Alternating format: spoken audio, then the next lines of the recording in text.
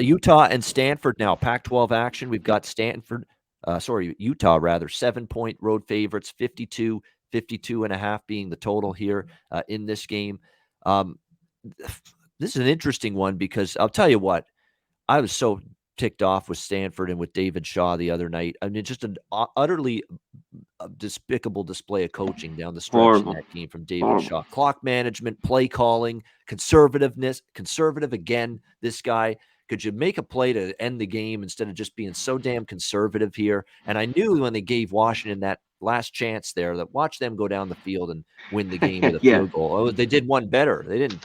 They actually punched it in for the touchdown with a few seconds left to win that game. I'm so sick of this guy and his conservative 1980s old man dinosaur era type of thinking when it comes to coaching a football team. I'm really sick of it. I mean, have a little creativity here. Have a little guts. Have a little, feel for the game that, hey, maybe we should try to go for it, a time or two. Maybe we should let Tanner McKee, who can be a good quarterback if we let him, maybe complete a pass here. Now, I know he was up against a Washington defense that's still pretty good. Now, Washington's had a tough year, but it's mostly been because of their offense, not their defense.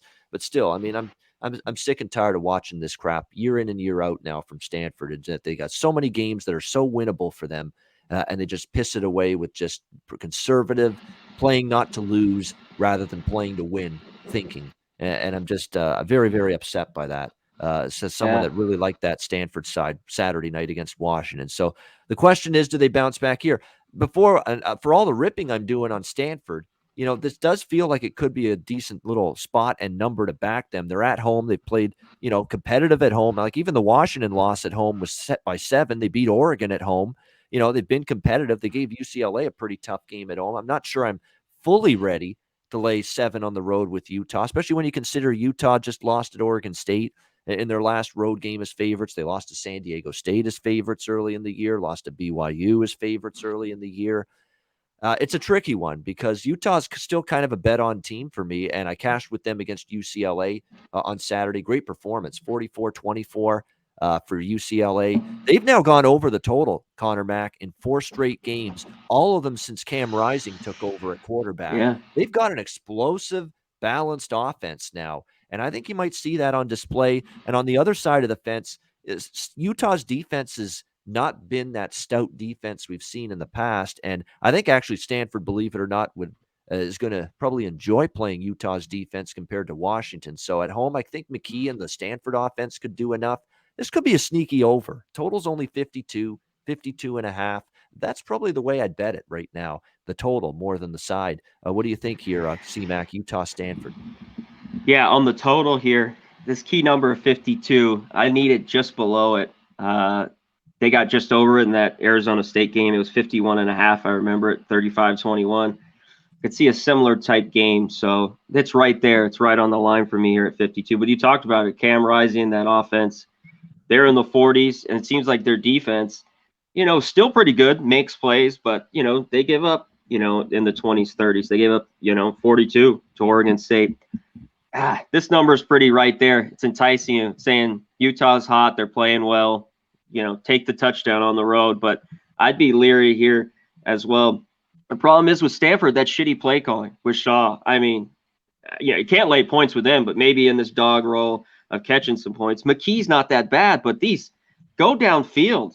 They play such a shitty Everything's conservative dink and dunk and just so dink. short to intermediate passing. It drives you crazy. Can we It's see crazy. the guy's arm for a minute here? Can we see if he can complete a big-time vertical pass down the field? Give him one shot at least, one crack, one shot to try to throw the ball down the field. That's all I'm asking. Me too. I mean, that was horrible, though, that game against Washington. I saw the UCLA game, the Oregon game.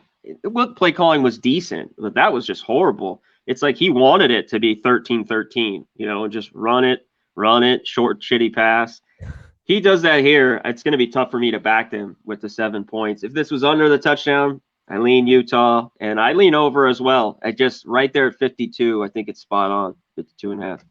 Yeah, I'm reluctant to get in Utah's way. The only concern I have is Utah on the road hasn't quite been what they've been. Yeah, at not home. the same as Salt Lake. Yeah, not quite. So, but I've been making money with Utah for the most part. Like I took them against UCLA, I took them against Arizona State, I took them against USC out of the bye week.